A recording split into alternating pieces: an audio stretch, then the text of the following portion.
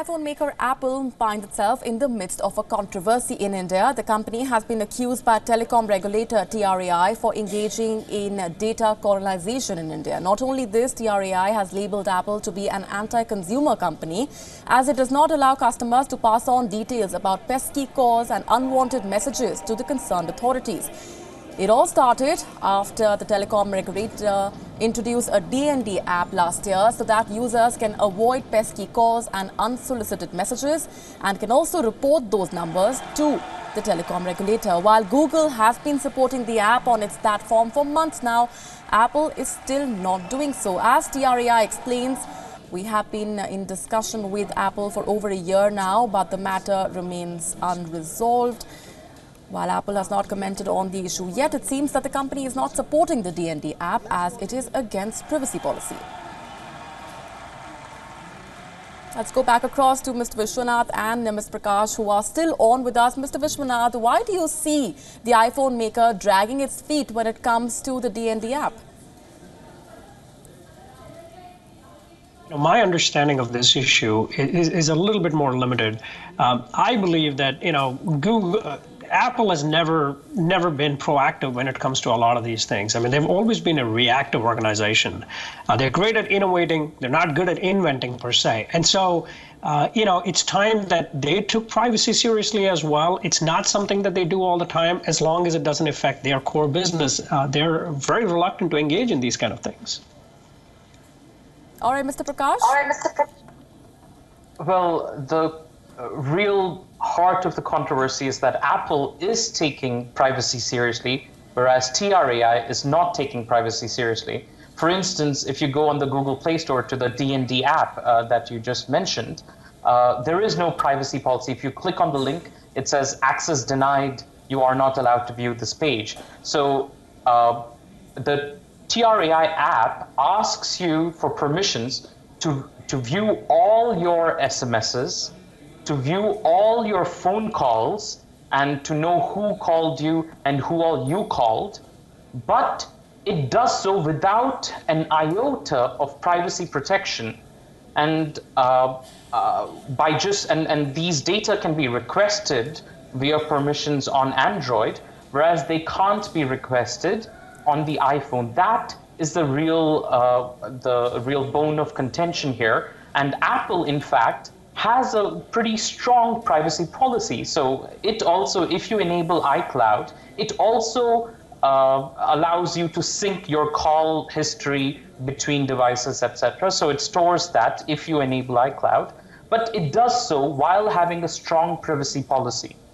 The Indian government and the telecom regulator have no privacy policy with regard to this app, which is scary because otherwise, normally the government needs to get all kinds of permissions, including a warrant, in order to get access to this information. But if you install this app, they don't need anything at all to get access to who all you called and your call data records and your SMS, the content of your SMSs, etc. So right. It's quite scary. Now, one small note on data colonization, it is a real worry, but the real data colonizers would be companies such as Facebook and not companies such as Apple in this case. So the Trai chairman is right to be concerned about data colonization, but this is a very bad instance of that because there's no colonizing happening here. All right, we're going to leave it there for the moment. Thanking Mr. Vishwanath for joining us. Mr. Prakash, do stay on with us. Now, we of course have to wait and watch as to how Apple really responds on these accusations made by Trai and how it tackles it. But we are now moving on to another big story. We are, of course, looking at how apps are spying on your kids. Is this something that is a concern for parents and children across the world? A federal lawsuit filed in California alleges that Walt Disney Company secretly collects personal information of some of their youngest customers and shares that data illegally with advertisers without parental consent. According to reports, a lawsuit filed in the U.S. District Court for the District of Northern California alleges that Disney and its partners violated the law by gathering insights about app users across the internet in ways that facilitate commercial exploitation. Now, these include users under the age of 13. The complaint names as many as 42 apps. Allegations are that the Children's Online Privacy Protection Act was violated, which is a federal law designed to protect the privacy of children on the web. According to reports, apart from Disney, the lawsuit also targets 3 other companies: Upside, Unity and Kochava. Reports suggest the plaintiffs argue that Disney allowed the software companies to embed trackers in apps. The lawsuit seeks an explanation and an injunction barring the companies from collecting and disclosing the data without parental consent, as well as punitive damages and legal fees. Many of Disney's gaming apps are immensely popular. According to the Google Play Store, Where Is My Water has been installed between 100 million and 500 million times. Moana Island Life has been installed between 1 million and 5 million times. According to the Federal Trade Commission, online services that target users under the age of 13 should display a privacy policy that is plain to read and easy to understand. The policy must state the kind of information being collected and what the service might do with that data. Disney, however, has said that the lawsuit is misguided and intends to defend it in court.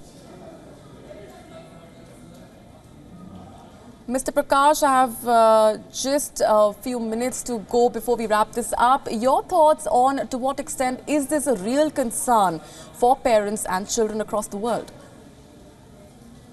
It's absolutely a real concern. Just a few years ago, Mattel, the company behind Barbie, they were found to be in one of their products be recording all the things that are said in a room and sending it to their servers without any clear indications of this having been going on. And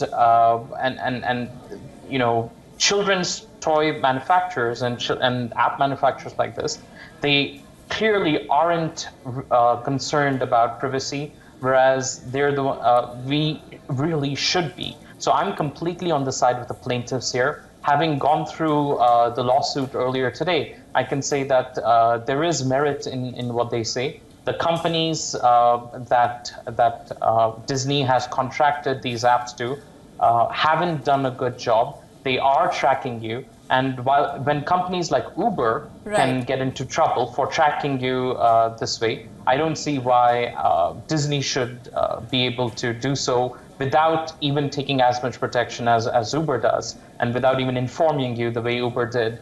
So Disney is clearly in the wrong, and I hope that they face a huge penalty for this.